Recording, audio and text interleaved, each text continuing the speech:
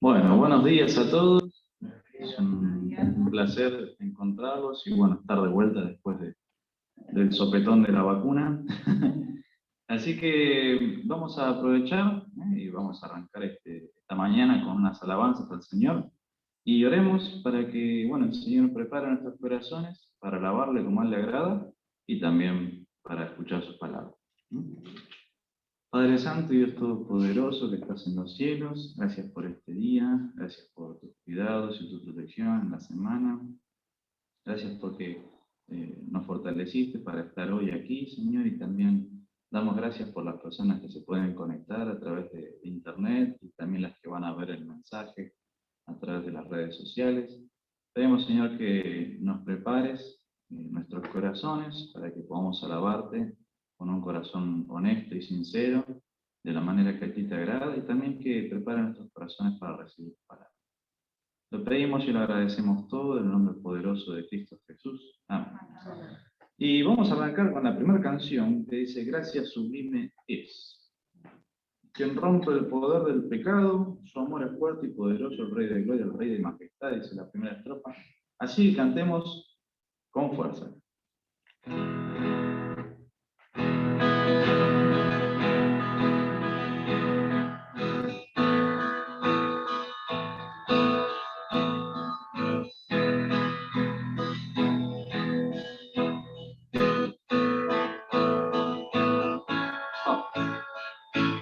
Quien rompe el poder del pecado, su amor es fuerte y poderoso, el Rey de gloria, el Rey de majestad. Conmueve el mundo con su estruendo y nos asombra con maravillas, el Rey de gloria, el Rey de majestad. Gracias sublime, perfecto es su amor, tomaste mi lugar, cargaste tu virtud, tu vida diste ahí,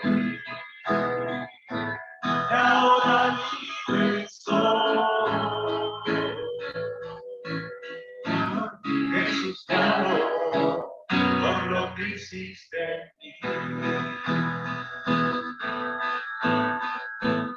Pusiste en orden todo el caos, nos adoptaste como tus hijos, el Rey de gloria, el Rey de majestad. El que gobierna con su justicia y resplandece con su belleza, el Rey de gloria, el Rey de majestad. Gracias sublime, perfecto es su amor, tomaste mi lugar, cargaste tu virtud, tu vida diste ahí, y ahora libre soy. Jesús te adoro por lo que hiciste en mí. Digno es el Cordero de Dios, digno es el Rey de la muerte venció, digno es el Cordero de Dios, digno es el Rey de la muerte venció, digno es el Cordero de Dios, digno es el Rey de la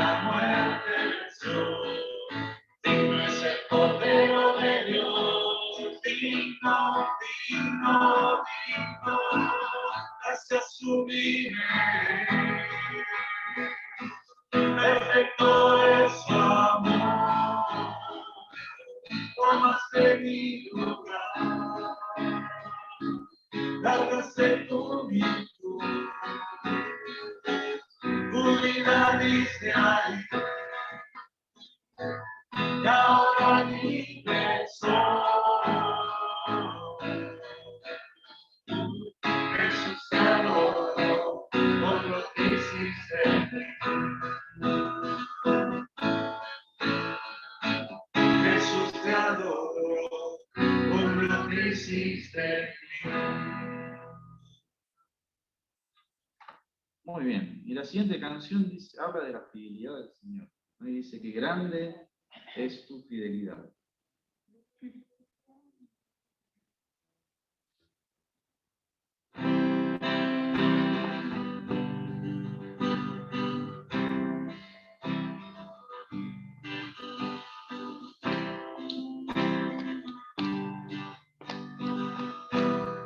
Vamos.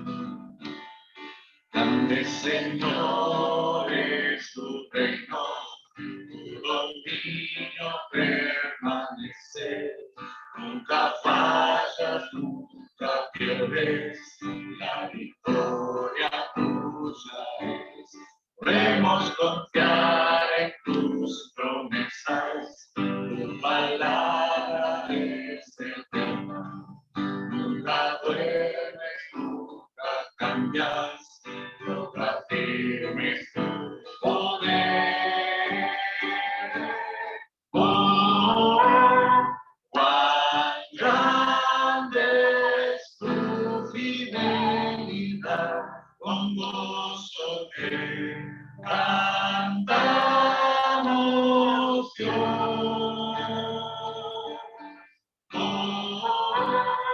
Cuán grande es tu fidelidad, grande es tu fidelidad.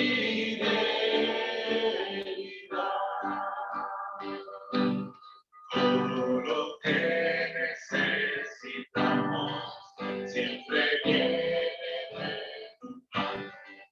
Tú eres bueno y soberano, con tus hijos siempre fiel. Tú nos salvaste con tu gracia, te rendimos alabanzas, con amor y acción de gracias, adoramos nuestro Rey. Oh, cuán grande es tu fidelidad, con gozo te cantamos Dios. Oh, cuán grande es tu fidelidad, grande es tu fidelidad. Cada día cantaremos de tu salvación, de tu gloria contará la generación. Alzaremos la bandera de tu redención. Tu fidelidad será nuestra canción.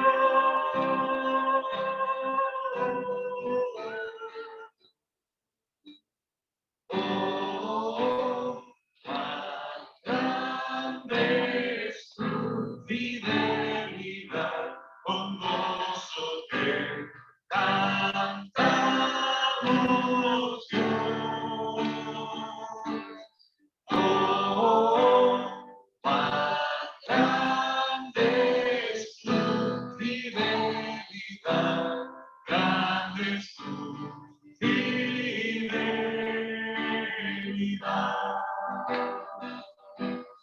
Grande es tu fidelidad.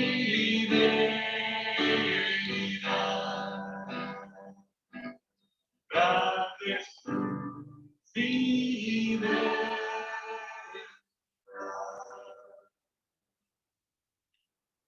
Y vamos a terminar con una canción agradeciéndole al Señor, cantando gracias.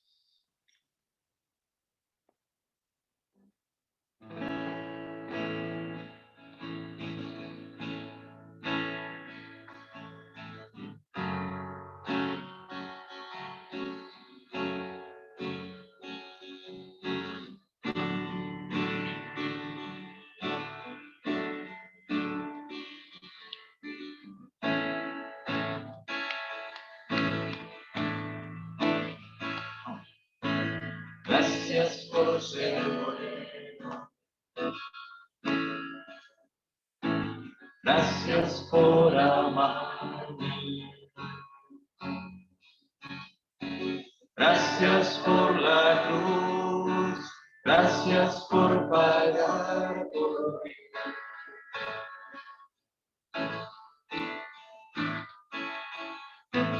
Gracias por salvarme.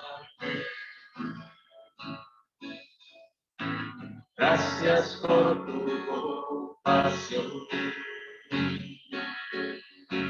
Gracias por tu luz. Gracias por tu vida.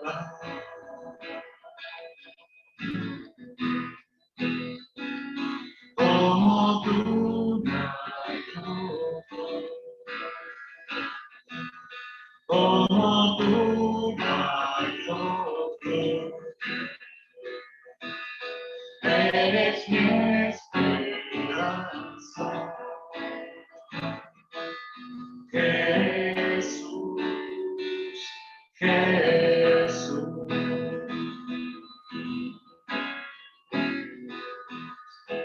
Gracias por tu manto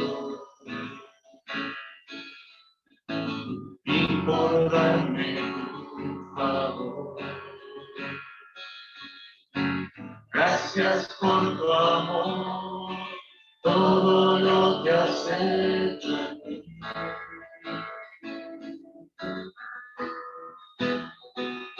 Como tú no hay otro. Como tú no hay otro.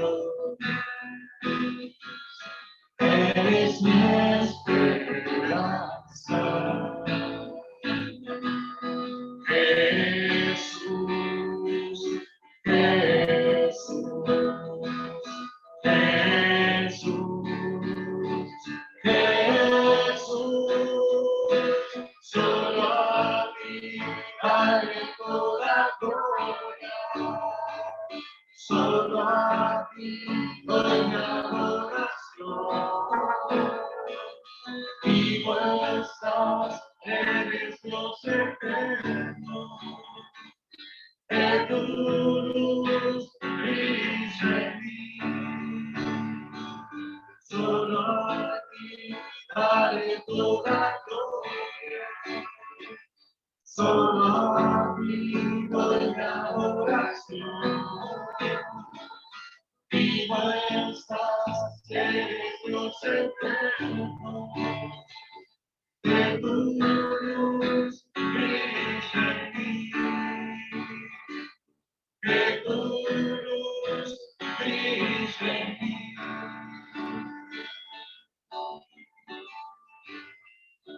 Como tú no hay otro. Como tú no hay otro. Eres mi esperanza. Jesús, Jesús, como tú no hay otro. Como tú no hay otro. Eres mi esperanza. Jesús, Jesús, Jesús, Jesús.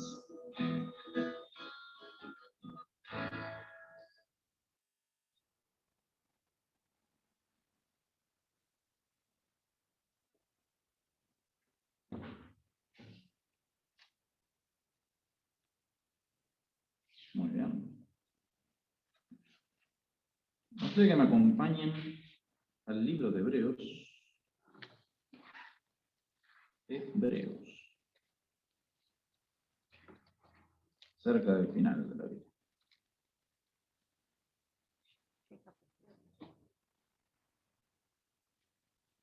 Hebreos capítulo 2.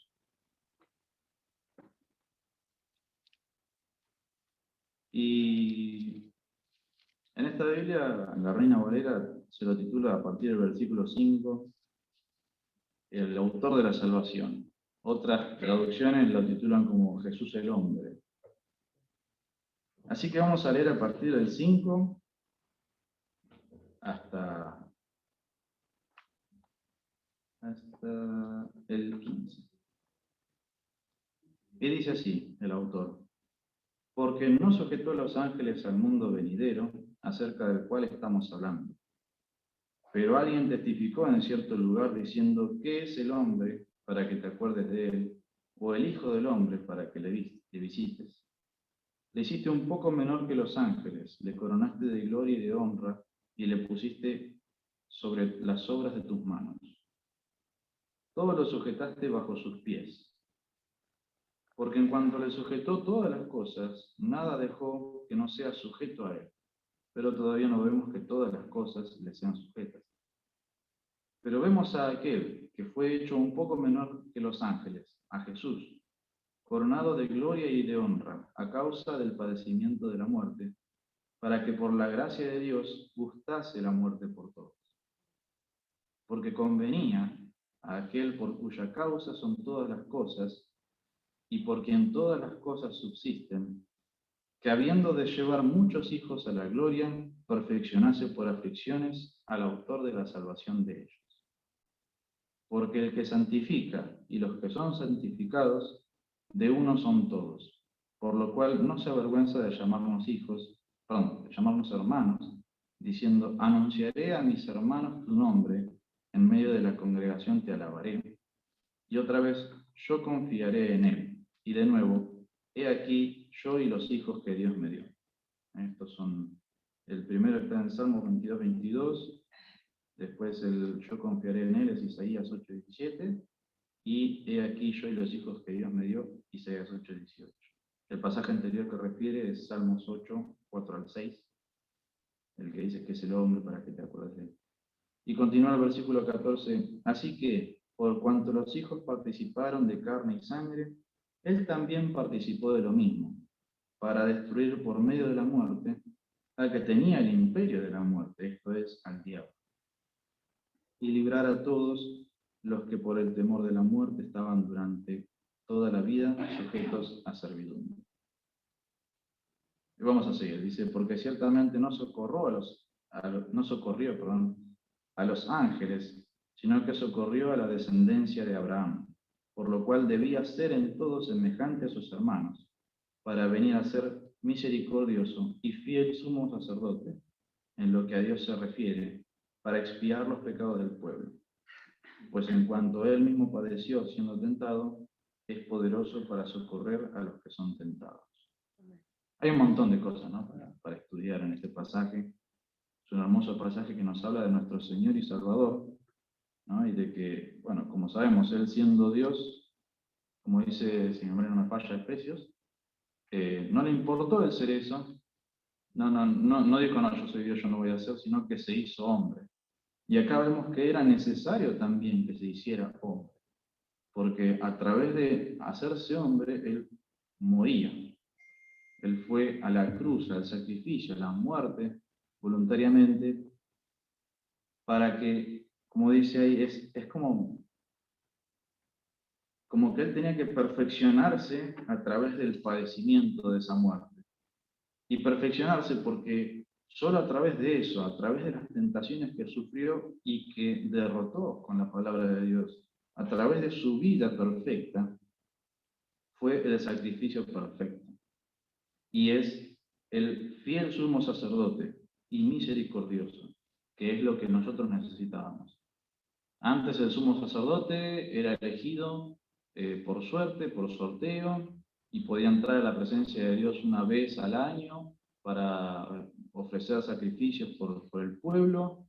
Sin embargo, este fiel sumo sacerdote, que no es elegido una vez, sino que fue sacrificado una sola vez, vive para siempre, y es el que derrotó a la muerte, a través de la muerte.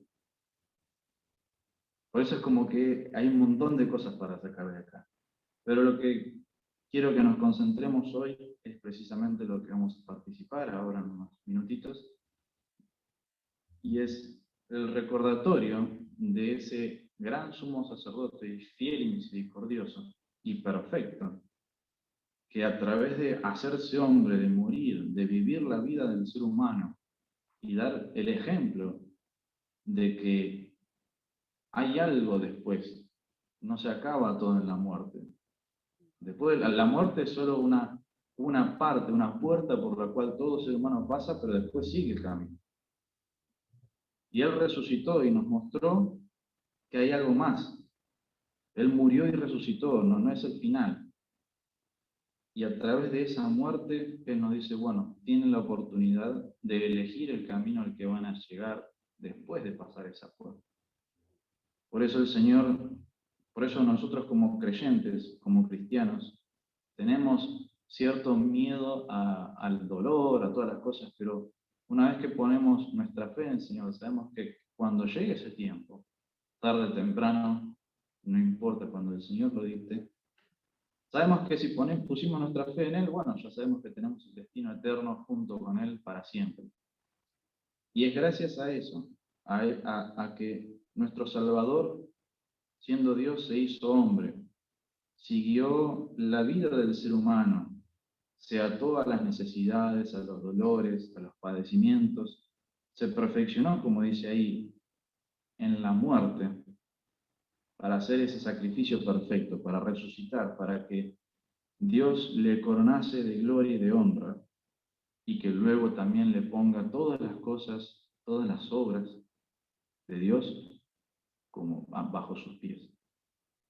Y vemos que en el 8 dice que todavía no todas las cosas están sujetas, porque todavía no se cumplió eso, pero todo lo demás ya se cumplió, y se va a cumplir eso que se va a sujetar, porque Él es nuestro Señor y Salvador, y Él es el del cual habla todo este libro. Jesús es el principio y el final de todo este libro, y es el punto central de este libro de la Biblia, y hoy venimos a recordar, a través de unos símbolos cualesquiera que se pueden conseguir en cualquier lugar, pero que tienen un significado importante cuando venimos acá y hacemos este recordatorio. Y es que con el pan recordamos que su cuerpo común y corriente de un ser humano de carne y hueso, padeció todo lo que podemos ver en los evangelios, y quizás podemos investigar en la parte científica cómo habrá sido esa situación o en las películas, pero sabemos que lo padeció y que murió y que entregó su espíritu a Dios cuando exclamó ahí en la cruz, pero que después resucitó. Y no quedó ahí. Resucitó, se le apareció a muchos testigos y ahora está en el cielo junto al Señor, abogando por nosotros, sus hijos. Y también en la copa de vino recordamos su sangre que fue derramada, que el soldado le clavó la lanza y salía sangre. Y que la palabra de Dios nos dice que esa sangre es la que nos limpia de todo pecado. Así que recordemos y meditemos en este fiel sumo sacerdote, misericordioso y perfecto, que padeció todas esas cosas porque Dios dictó que todo eso era necesario para ser el Salvador, para derrotar el imperio de la muerte y darnos la salvación a nosotros y llamarnos hermanos. Anunciaré a mis hermanos tu nombre, yo confiaré en Él, y aquí yo y los hijos que Dios me dio. Eso lo dice nuestro Señor.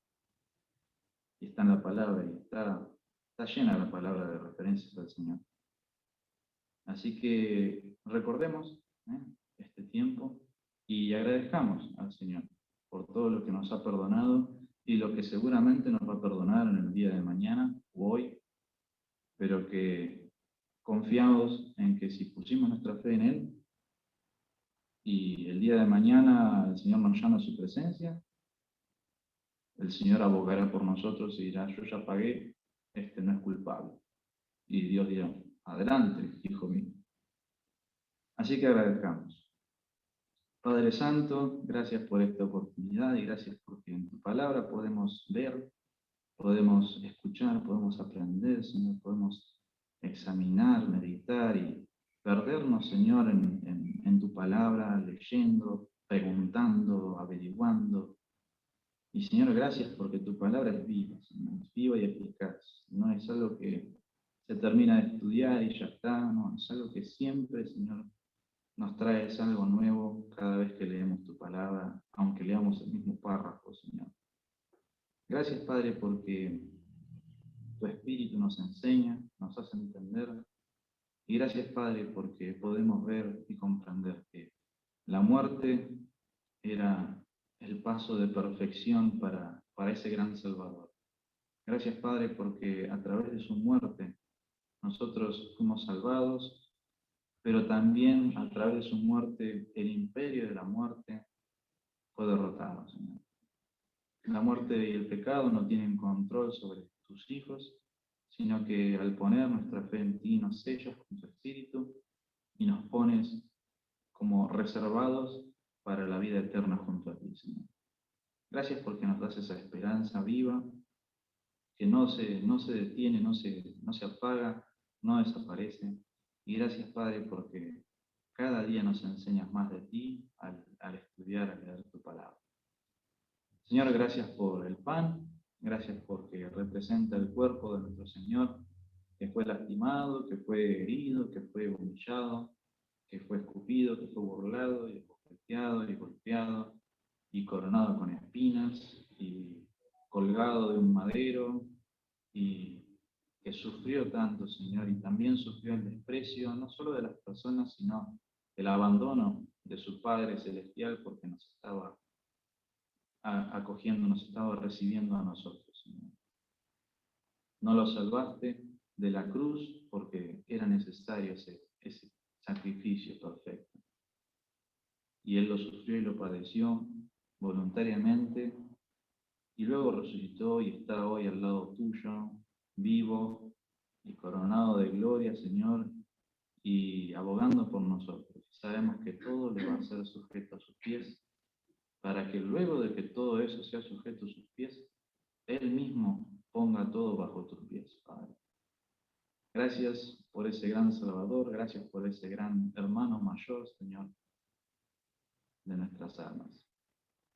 Gracias por este sacrificio y porque resucitó y venció, Señor, y nos dio el camino para llegar aquí, Señor. Gracias, Padre. Lo agradecemos y encomendamos todo a ti, en el nombre poderoso de Cristo Jesús. Amén. Amén.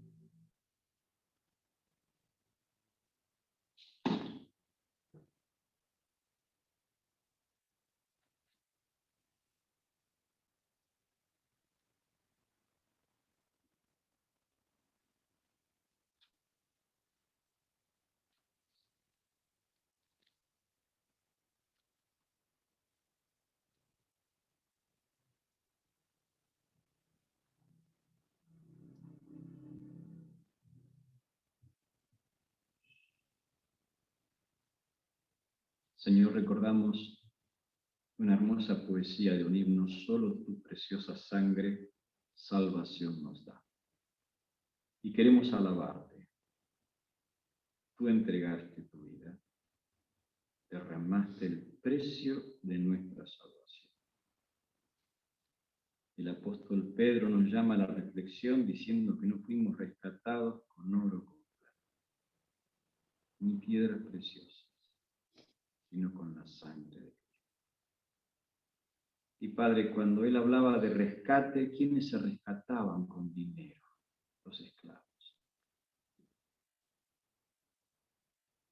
Gracias porque tuviste la voluntad, el amor, la pasión por derramar tu preciosa sangre por nosotros en ese momento enemistados con Dios. Y gracias porque nos has acercado a Dios. Gracias porque nos has hecho cercanos. Este sumo sacerdote nos convenía, santo, sin mancha. Y participamos de este símbolo, Señor, agradecidos por sentir en nuestra vida tu preciosa salvación, tu preciosa reconciliación, tu preciosa comunión, que hace diferente todos nuestros días. Te alabamos, Señor, en el nombre de Cristo Jesús. Amén.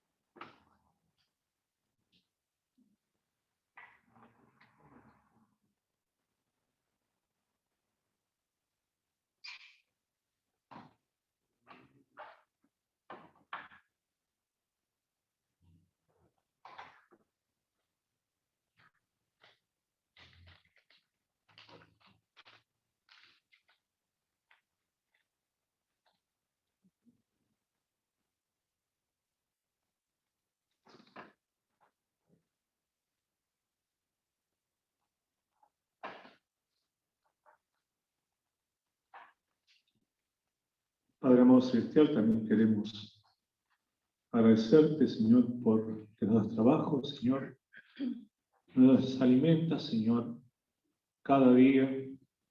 Gracias por ello, Padre celestial, porque de tu mano, Señor, provienen todas las cosas. Tú haces todas las cosas que sean, Señor, y por eso estamos agradecidos, Señor, porque podemos dar un poco, Señor, de lo que tú nos das. Sabemos como hijos tuyos que tú nos diste demasiado, Señor. Tú diste tu vida, Señor. Tú derramaste tu sangre. Tu ofrenda fue enorme, Señor, para que nosotros hoy podamos tener una esperanza de vida. Pero no, nuestra ofrenda, Señor, es de lo que tú nos das de trabajo, Señor. Es pequeña, pero la damos de corazón, Señor, porque es para ti.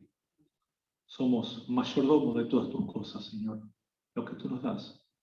Y por ello, Padre Celestial, queremos brindarte una pequeñísima parte, Señor, de lo que tú nos das.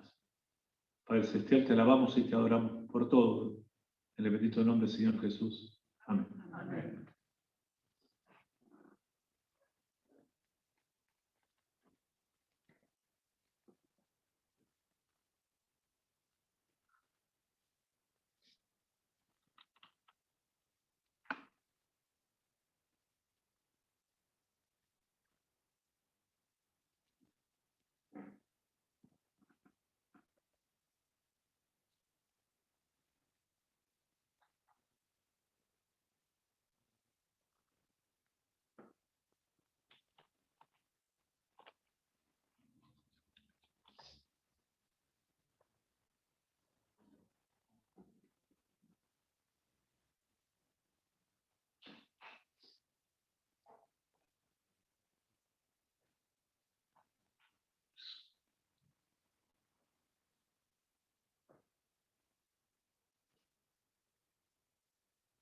Bueno, buenos días, hermanos. Les voy a solicitar algo. Si en algún momento no me escuchan bien, levantan la mano y me dicen levantar la voz, porque sé que a veces no se escucha bien. Así que bueno, Hoy vamos a compartir el capítulo 17 de 1 Samuel.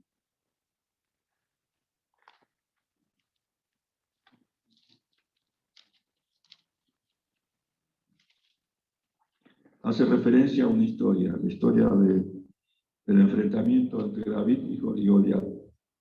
Yo le voy a pedir a Leo, si sos tan amable, si puedes leer el capítulo 17. Sí. Dice así: los filisteos juntaron sus ejércitos para la guerra y se congregaron en Soco, que es de Judá, y acamparon entre Soco y Aseca, en Efes-Damim. También Saúl y los hombres de Israel se juntaron y acamparon en el valle de Ela, y se pusieron en orden de batalla contra los filisteos. Y los filisteos estaban sobre un monte a un lado, e Israel estaba sobre otro monte al otro lado, y el valle entre ellos.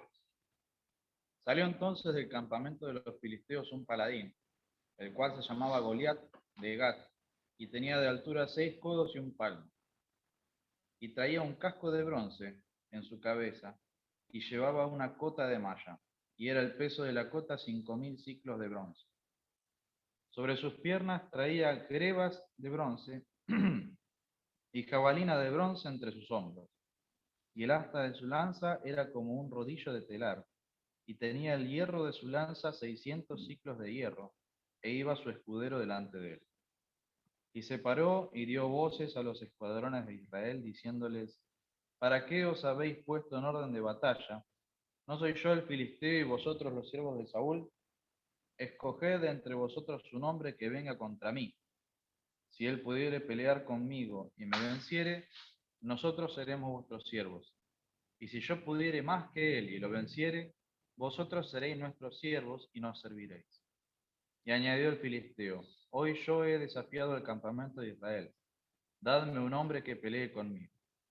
Oyendo Saúl y todo Israel estas palabras del filisteo, se turbaron y tuvieron gran miedo. Y David era hijo de aquel hombre efrateo de Belén de Judá, cuyo nombre era Isaí, el cual tenía 8 hijos. Y en el tiempo de Saúl este hombre era viejo y de gran edad entre los hombres. Y los 3 hijos mayores de Isaí habían ido para seguir a Saúl a la guerra.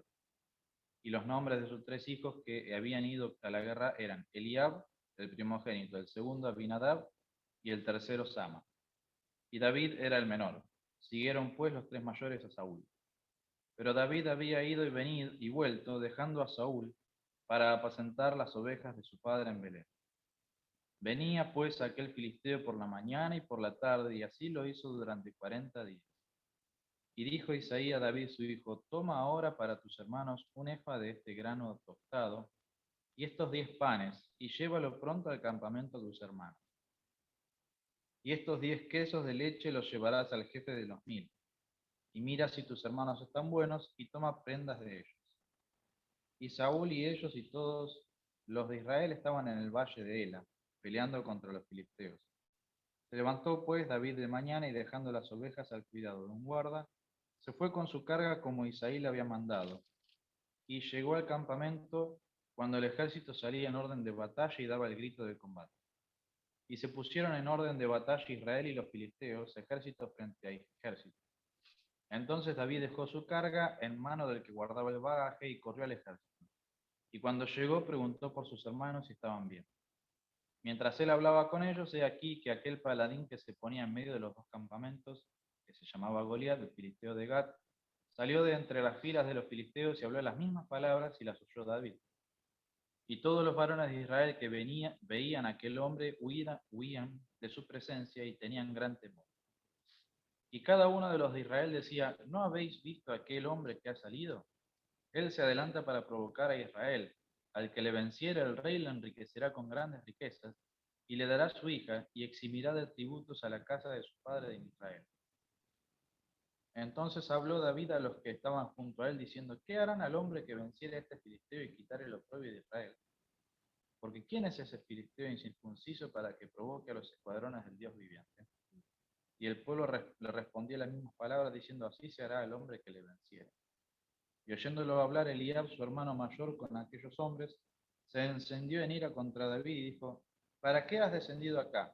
¿Y a quién has dejado aquellas pocas ovejas en el desierto? Yo conozco tu soberbia y la malicia de tu corazón, que para ver la batalla has venido. David respondió, ¿qué he hecho yo ahora? ¿No es esto mero hablar? Y apartándose de él hacia otros, preguntó de igual manera, y le dio el pueblo la misma respuesta de antes. Fueron oídas las palabras las palabras que David había dicho, y las refirieron delante de Saúl, y él lo hizo venir. Y dijo David a Saúl, no desmaye el corazón de ninguno a causa de él. Tu siervo irá y peleará contra este filisteo. Dijo Saúl a David, no podrás tú ir contra aquel filisteo para pelear con él, porque tú eres muchacho, y él un hombre de guerra desde su juventud. David respondió a Saúl, tu siervo era pastor de las ovejas de su padre, y cuando venía un león o un oso, y tomaba algún cordero de la manada, salía yo tras él y lo hería y lo libraba de su boca. Y si se levantaba contra mí, yo le echaba mano de la quijada y lo hería y lo mataba. Fuese león, fuese oso, tu siervo lo mataba, y este filisteo incircunciso será como uno de ellos, porque ha provocado al ejército del Dios viviente.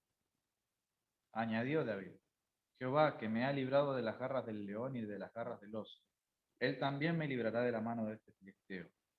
Y dijo Saúl a David, ve y Jehová esté contigo. Y Saúl vistió a David con sus ropas y puso sobre su cabeza un casco de bronce y le armó de coraza. Y ciñó David su espada sobre sus vestidos y probó a andar, porque nunca había hecho la prueba. Y dijo David a Saúl, yo no puedo andar con esto, porque nunca lo practiqué. Y David echó de sí aquellas cosas.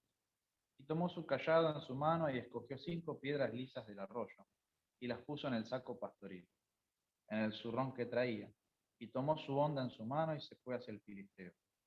Y el filisteo venía andando y acercándose a David y su escudero delante de él. Y cuando el filisteo miró y vio a David, le tuvo un poco, porque era muchacho y rubio y de hermoso parecer.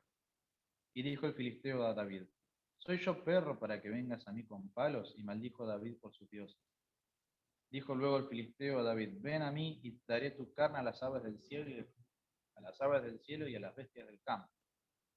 Entonces dijo David al filisteo, tú vienes a mí con espada y lanza y jabalina, mas yo vengo a ti en el nombre de Jehová de los ejércitos, el Dios de los escuadrones de Israel, a quien tú has provocado.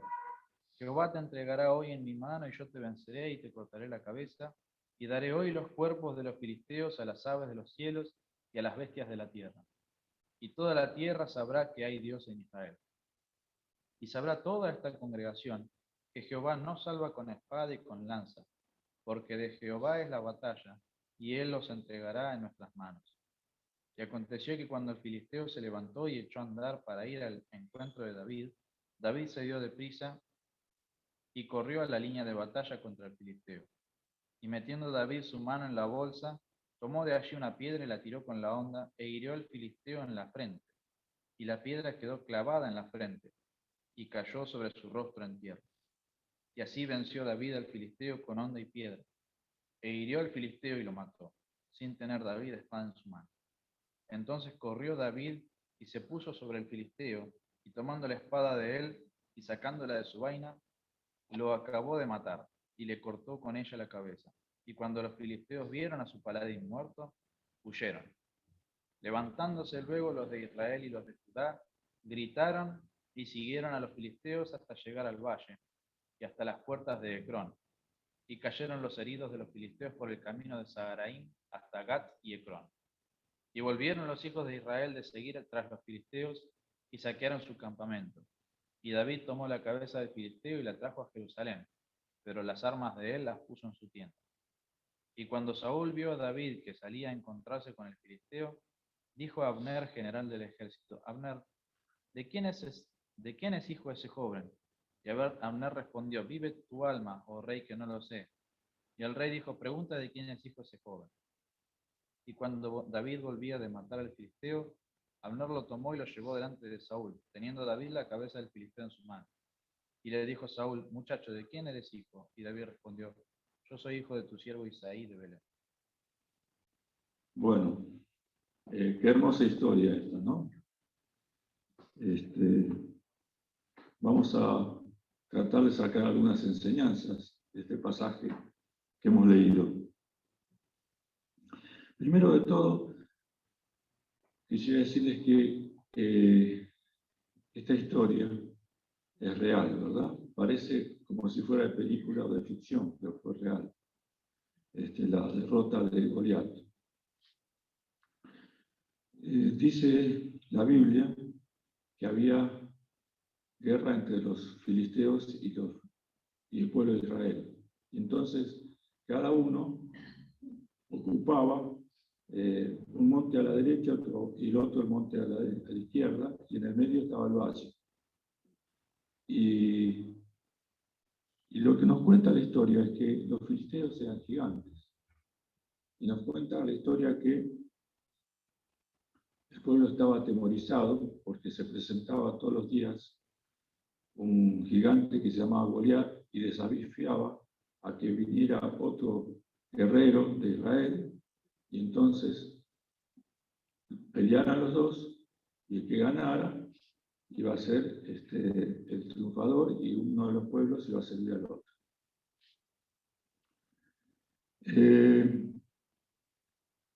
Según este pasaje, Goliat medía casi 3 metros y tenía una malla de coraza que pesaba como 70 kilos, así que realmente era de temer este guerrero, no era cualquier guerrero. Y si nosotros leemos en Números 13, versículo 32 y 33,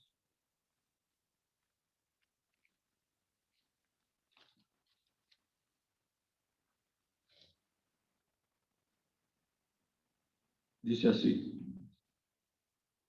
y hablaron mal entre los hijos de Israel de la tierra que habían reconocido, diciendo: la tierra por donde pasamos para reconocerla es tierra que traga a sus moradores, y todo el pueblo que vimos en medio de ella son hombres de grande estatura.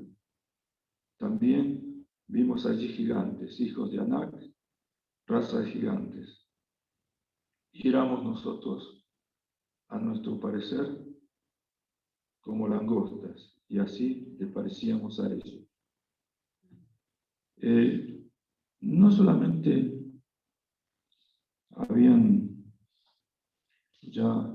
se habían encontrado con filisteos en esta oportunidad, sino que anteriormente Moisés había enviado a espías a reconocer la tierra que Dios le había prometido. Entonces fueron estos espías, que eran 12, y cuando volvieron de reconocer la tierra, le dijeron a Moisés, 10 de ellos: la verdad que la tierra que nos está ofreciendo Dios es tierra que fluye leche y miel, o sea, es una tierra rica, pero habitan en ellas gigantes, así que lamentablemente para nosotros es imposible esto. Y sin embargo habían 2, que eran Josué y Caleb, que dijeron: no, Dios tiene poder para derrotar y darnos esas tierras. Y acá vemos 2 enfoques. Un enfoque de alguien que cree en Dios, que Dios le dio la tierra prometida, y otro enfoque que no creen, y creen que los gigantes los iban a derrotar. ¿Cuántas veces a nosotros nos pasa algo parecido, no? Frente a las mismas circunstancias. Alguien dice: vayamos para adelante porque vamos a tener victoria en este momento que estamos pasando. Y otros dicen: no vayamos adelante. Y todo depende de la fe de cada uno, de cómo enfrentemos esas distintas situaciones. Y ojalá Dios nos dé la sabiduría para saber, porque no siempre hay que avanzar, a veces hay que mantenerse en el mismo lugar y a veces retroceder. Pero cuando hay que avanzar, ¿entiendes? Porque si Dios nos dio la victoria, tenemos que aceptarla de antemano. Y también, si leemos en otro pasaje, en Deuteronomios 3:11,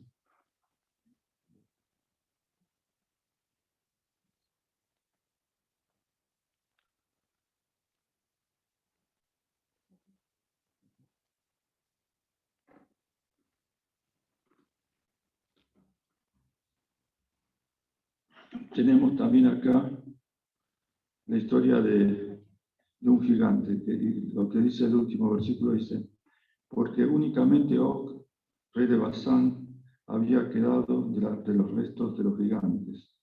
Su cama era cama de hierro. No está en Rabá de los hijos de Amón. La longitud de ella era de 9 codos y su anchura de 4 codos, según el codo de un hombre. Acá también había otro gigante que los israelitas habían derrotado y que era el rey de Og. Y dice que él dormía en una cama que tenía 4 metros de largo y 2 metros de ancho. Así que imagínense lo grande que era este gigante. Pero sin embargo Dios les había dado victoria frente a este pueblo de gigantes. Y continuamos con la historia. Dice que la palabra de Dios, que este gigante todos los días se presentaba frente al ejército de Israel y los desafiaba. Y mientras estaba pasando esto, dice que en ese ejército había tres personas, 3 soldados, que eran hermanos de David. Y entonces el padre decidió mandarles alimentos, provisiones a estos hijos. Y los llamó a David y le dijo que llevara provisiones. Y él fue al campo de batalla y dice que mientras estaba allí se apareció este paladín. Y cuando se apareció, volvió nuevamente a desafiar al pueblo de Israel. Y dice que todo el pueblo estaba temeroso y todos huían de la presencia de este guerrero. Pero David, ¿cuál fue la actitud de David? David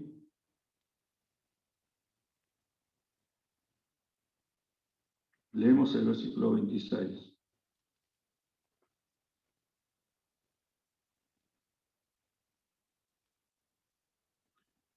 Entonces habló David a los que estaban junto a él, diciendo, ¿qué harán al hombre que venciere a este filisteo y quitare el oprobio de Israel? Porque ¿quién es este filisteo incircunciso para que provoque a los escuadrones del Dios viviente? Fíjense, la visión de David, ¿no es cierto? David veía en ese filisteo a alguien que se está enfrentando a los escuadrones de Dios. En cambio, todos los demás veían que eran derrotados por ese filisteo. Fíjense lo que sucede, ¿no? A veces en la vida no es lo que la mayoría piensa lo que se debe hacer. Acá estaba David, que era como si fuera un paria en medio de todos ellos, exponiendo un enfoque que nadie veía. Decía, este está loco, ¿cómo va a enfrentarse a este guerrero? Y todos huían. Pero David parece que era el único que tenía un enfoque distinto. Por eso, a veces, no siempre es así, ¿no es cierto? Hay que tener en cuenta que no siempre la mayoría es la que nos va a definir el camino a tomar. A veces no es así. En este caso no fue así. En este caso David tenía un enfoque que no tenía el resto del pueblo. Y entonces dice que David, al ver esta situación, se ofreció a pelear contra el gigante. Y él se presentó frente a Saúl. Y Saúl dijo, bueno, me imagino yo que pensaría así. Dice, ya que el que vaya va a morir y ninguno quiere presentarse porque todos tienen miedo y este muchacho se presenta y bueno, lo mandamos al muere, ¿no es cierto? Total, que muera uno, que muera el otro, si este muchacho se quiere enfrentar, que se enfrente y él pagará por todos nosotros. Total, después lo vamos a servir a los filisteos. ¿Y qué sucedió? David le comentó a Saúl, le dijo: Saúl, yo soy pastor de ovejas, y cuando viene un león o un oso a atacar a la manada, yo lo agarro, lo hierro y lo mato. Así que quiere decir que David no era una persona débil, era una persona fuerte. Y también dice que cuando se presentó al filisteo, lo vio como un muchacho de buen parecer. Así que no solamente era fuerte, sino que también era un hombre lindo.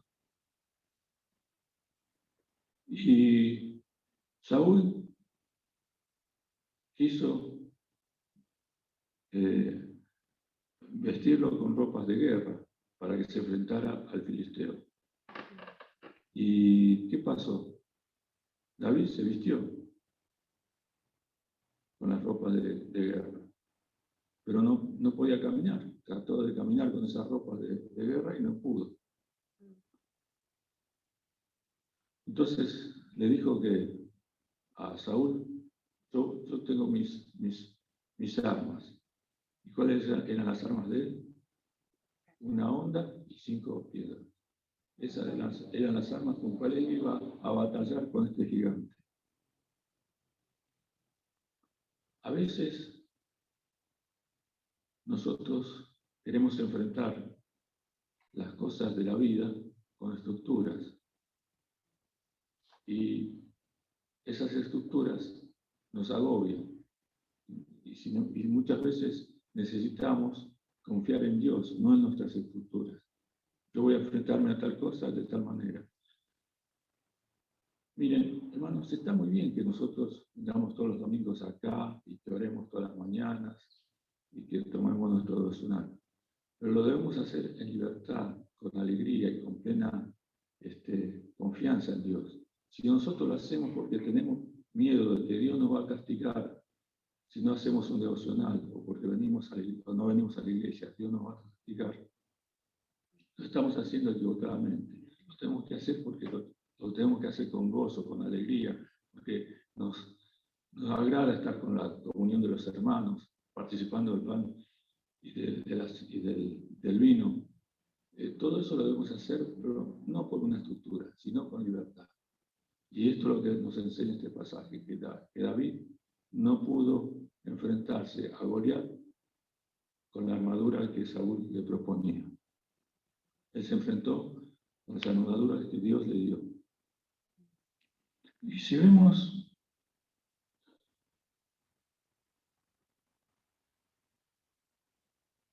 me olvidé un comentario. Cuando David preguntó por este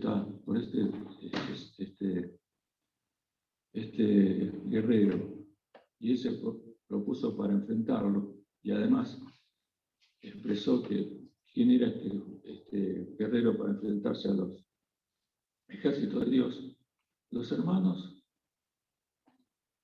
se les encendió la ira. Pero ¿cómo puede ser esto? Nosotros conocemos tu malicia, vos querés acá para venir a hacernos sentir a nosotros débiles, hacernos sentir a nosotros que somos perdedores. Y sin embargo, David, no era esa la intención de David. La intención de David era expresarle a ellos que tenían que tener fe en Dios. Y muchas veces Dios nos libre de querer juzgar mal a un hermano. Si un hermano está bien intencionado, que quiere llevar la batalla al frente, y no juzgarlo por eso, sino decir, tomémonos la mano con él y enfrentemos la lucha que tengamos por delante. Pero David también, a su vez, todo esto no lo hizo amainar en su lucha. Él siguió para adelante, no le importó la crítica. Dijo: no, yo voy a enfrentarme al filisteo. Y se enfrentó, rechazando las críticas que había tenido.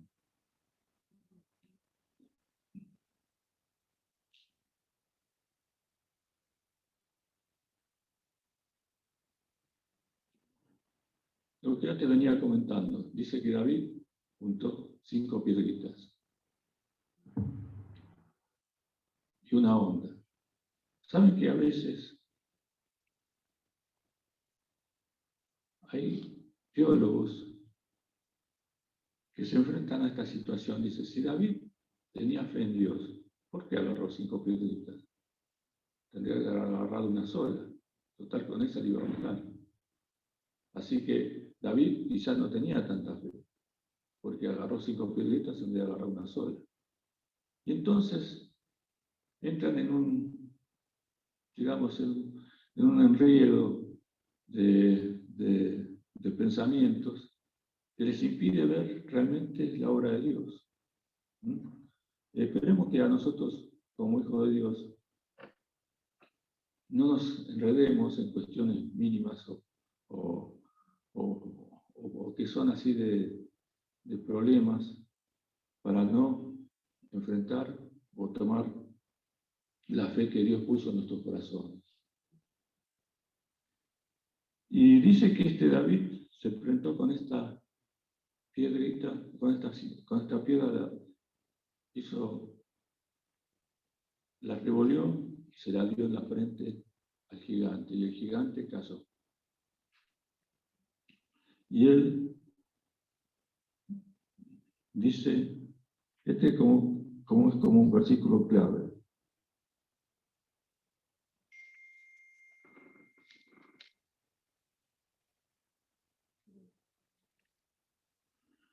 Versículo 45. Entonces dijo David al filisteo, tú vienes a mí con espada y lanza y jabalina, mas yo vengo a ti en el nombre de Jehová de los ejércitos, el Dios de los escuadrones de Israel, a quien tú has provocado.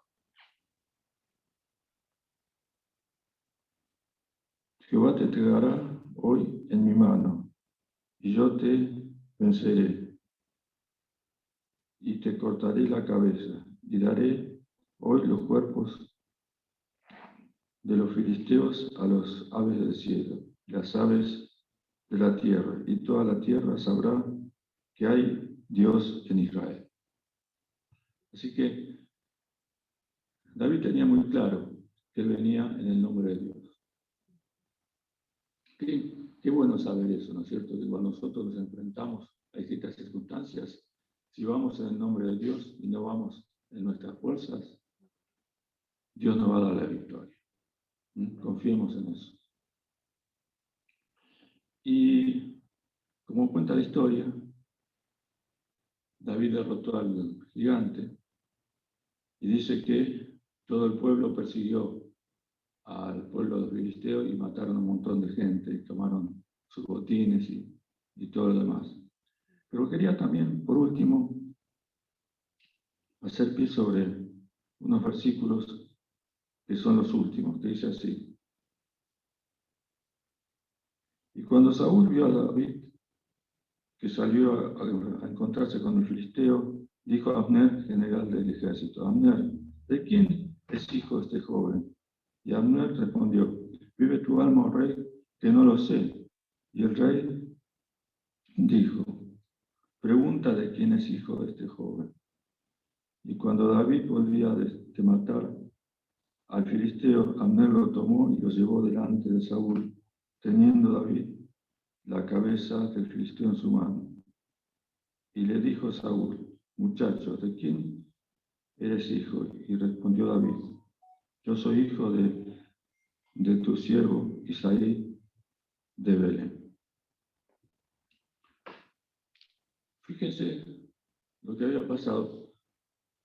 Saúl lo había querido vestir, lo hizo enfrentar frente al filisteo, y la verdad es que él no conocía a David, no sabía quién era, no lo había tenido nunca en cuenta.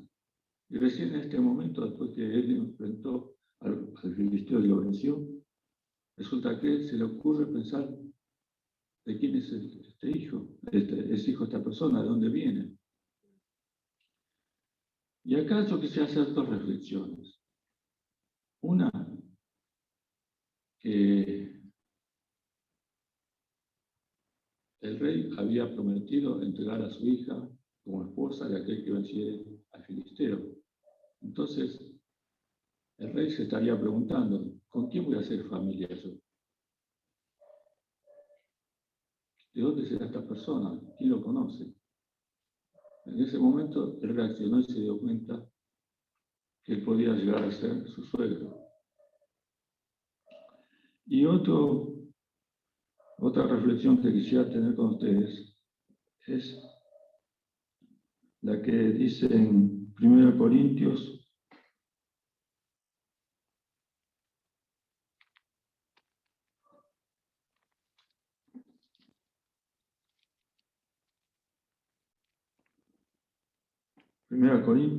1 del 27 al 29. Dice así: sino que lo necio del mundo escogió Dios para avergonzar a los sabios, y lo débil del mundo escogió Dios para avergonzar a los fuertes. Y lo vil del mundo y lo menospreciado escogió Dios, y lo que no es, para deshacer lo que es, a fin de que nadie se jacte en su presencia. Realmente, David hasta ese momento no era nadie. Nadie para la gente, ¿no? Para Dios sí. Yo lo tenía en el corazón y lo había ungido por futuro rey de Israel.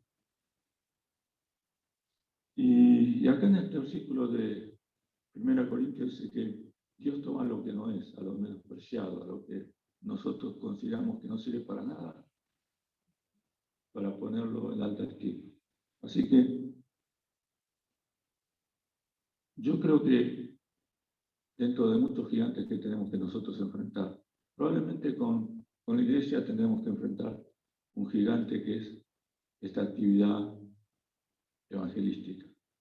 Y si nos miramos a nosotros por ahí decimos, ¿y nosotros qué vamos a hacer? Somos pocos, no somos jóvenes como otro tiempo. Y por ahí pensamos que Dios no tiene poder. Y probablemente si pensemos así, vayamos a una derrota. Pero si vamos en el nombre de Jesús, Jesús nos va a dar la victoria.